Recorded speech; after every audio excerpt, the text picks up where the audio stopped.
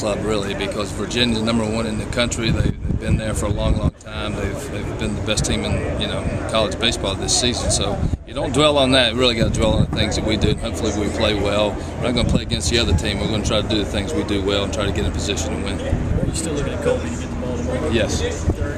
What does that say about him? I mean, he wasn't on the trip last year. Now he's going to be starting on the second game. Well, that's one of the things as a coach when you get a chance to come to the College World Series. There's always a few players that maybe aren't in the group that are playing summer league or haven't quite made it yet, or redshirting or been hurt or whatever the case may be, and you always hope that those guys get an opportunity. And Colby's one of those guys. Not only is he getting an opportunity to be here, but he's getting a chance to pitch on the big stage. So he's earned it. He deserves to be here, and I'm excited to see him out. What are you looking at for Marzilli and Jackie as Marzilli? Well, we'll check with him tomorrow, but we try to take it easy with him today. We told Marzilli to just take a little batting practice and not do too much in the outfield. But he played last night, and I got to think he'll be ready to go tomorrow. I think Virginia maybe be looking at Roberts to throw. Would that maybe get Neff in consideration? Well, I'm not sure exactly which way we'll go. Jake's been in there for a long time. He's been a productive player for us, and Neff picked us up when we had all the injuries. But if Neff doesn't play, that gives us another left-handed guy in the bullpen. He hasn't been there in a while because he's been playing, but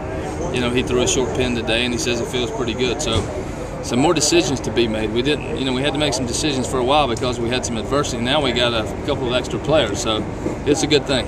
Is Jackie Bradley Jr. going to be in the lineup tomorrow night? It appears that he will be. He seems to be very comfortable physically. The bat's looking a little bit better every swing he takes, so I expect him to be there. Are you enjoying this winter's practice? Well, actually, I have. It's been, after the 4 runs in the first yesterday, I'm thinking, well, this is uphill all the way, and it really was uphill. We scored, we tied it, but we were able to scratch one in the ninth to win the game, so it was a good day for us. Extra loose out here? Is that how you would describe these guys, or just normal? I'd say it's very normal. This is who they are. I've had a lot of different teams over the years, and I try to make sure that if I'm an effect on this team, it's in a positive way. And I think I've been guilty over the years. I've been coaching for a long time. I think I've been guilty of having my guys maybe too intense, too serious, or too much anxiety and too much tension. Maybe I brought it on them, but I've learned from that, and if they can be loose and be successful, that's good enough for me. Can a game like last night give a team a kick? Well, I think it can. You get a little bit of momentum. You're able to overcome a 4-run deficit in the first inning and win a game. You have to feel good about it. These guys have some experience and maturity, and we know how good Virginia is, but as I said earlier, we're just going to try to be who we are and play the best game we can, try to get in a position to win. Have you decided where Jackie's going to bat tomorrow night? Not yet. I will have to consult with all my friends in the media and decide.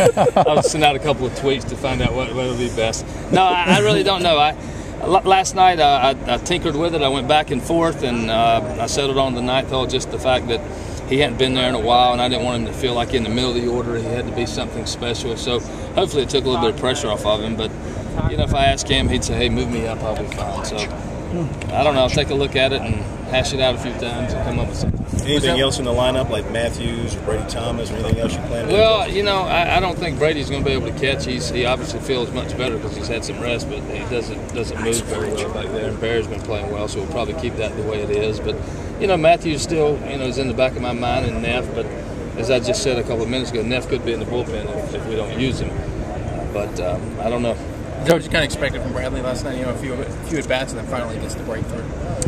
Well, I didn't expect too much from him, to be honest with you. I wanted him to play good defense, and when I got on offense, it was going to be a bonus. But it seemed like every at-bat last night was better than the one before. The time before last where he got the base hit, the time before he flied out to right, made a pretty good pass at that ball. It was a breaking ball, took a pretty good hack at it, and then he got a base hit with 2 strikes when we're trying to score the winning run. So, he's a confident young man, and, he's going to get better and better each at-bat. What about Roberts from Virginia, the big, tall right-hander? What do you know about him? Well, Virginia has a stable. They have a stable of pitchers, and that's why they're where they are. Although they have a great team, they're #1 in the country because of their pitching staff. And Will Roberts, he pitched a no-hitter earlier in the year. He's very good. I saw him on tape a little bit. They're going to come at you. They can mix and match with their changeup and breaking balls. They're very, very good. So you're going to have to be able to push some runs across, get some on, get them over, and try to get them in. It's not going to be an easy task getting runs against that staff. What are you expecting from Colby?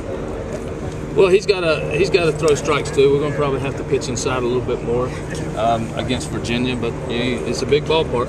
He might be able to get away with a couple of fly balls. The home run has kind of been his nemesis over the year, and this park sort of is ideal for Colby. He gets some fly balls, and but he's earned this start. He's mature, he's composed, and he's had a good year for us. You with Colby and really with Forrest, you don't hesitate to go to the bullpen early in their starts, at least most recently. So will you be in that mindset tomorrow night? Early trouble means you're going to go quick in the bullpen? Well, we are. We're not going to change anything. Normally, we've been able to do that because Michael Roth has been out there for 7 or 8 innings the day before.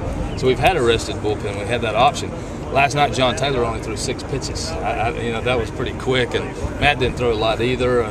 Webb got up, but we didn't get him in. So those guys, Colby gets a start, and then Coombs will probably follow him, and we will be able to go to the pen should we need to. I'd like to see him stay out there for 6 or 7, but if they're not as sharp as we need for them to be, we'll go to the pen. Does Jackie ever surprise you? He was impressive to me as a true freshman. He came in with a lot of confidence, not arrogance, a lot of confidence. He worked extremely hard. He believes in his ability. He's honest with himself. He's honest with the coaches about the way he feels when he's hurt, when he doesn't feel great. And he told me, last week, he said, I'm going to be pretty close, and he has been. So I'm excited that he's in uniform right now. How do you see the matchup tomorrow night with Virginia being the #1 team for most of the regular season? You're the defending champs. This is kind of the marquee matchup everyone wanted to see. Well, I'm sure it looks pretty good on paper, but as I said, we're not going to focus too much on Virginia. If you do that, you're going to get some nerves going. So we're just going to try to be who we are. We know what kind of club we have, and we don't really play against the opposition. We try to play to our strengths, and we hope that at the end of the day, it's good enough to win. And you can't get wrapped up in your opponent. We played a lot of good ones. What kind of offense is Virginia got? They don't hit a bunch of home runs. Well, they don't play in a park that's conducive to home runs at UVA, so they're very familiar with the kind of surroundings we have here in Omaha at the new stadium. But they can produce runs. They can steal some bases. They'll hit and run. They're opportunistic. That's who they are. I've watched them a lot, seen some TV games, some footage. They're very, very good. You can't win, 54, 55 games unless you're very good on all fronts. Not just their pitching staff, their defense is superb, and they can manufacture some runs. Did Wingo's legacy need another chapter? That was impressive. That was a great game for him, and we needed for him to have that kind of game for us last night.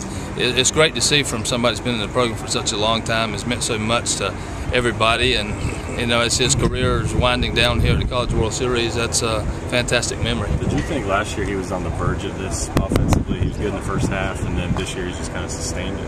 Yeah, I kept thinking, as a freshman, it's hard. Number one, this transition is very difficult, and he was a guy that needed to gain strength. He needed to become a better hitter, and we thought he would in time. And last year seemed to be the breakout year, and then it kind of fell apart for him a little bit. But he has maintained it this year, and I think because he's stronger than he ever has been. The weight room has finally paid off for him, and I think that's the kind of player he needs to be. He's always brought the energy and the enthusiasm to the game, but he's stronger than he ever has been, and it's paid dividends for us and for him offensively. What's he meant specifically in that 2-hole?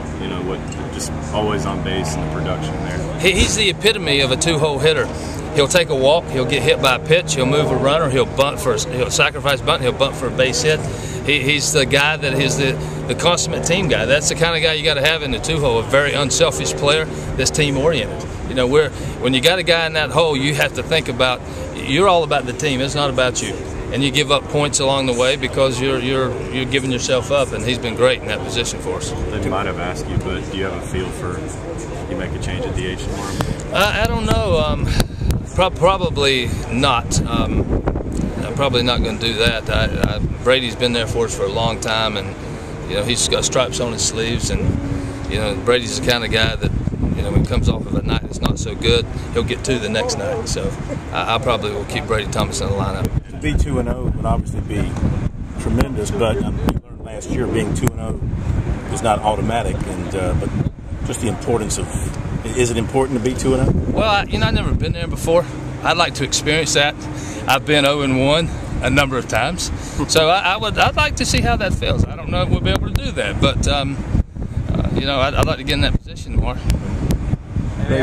So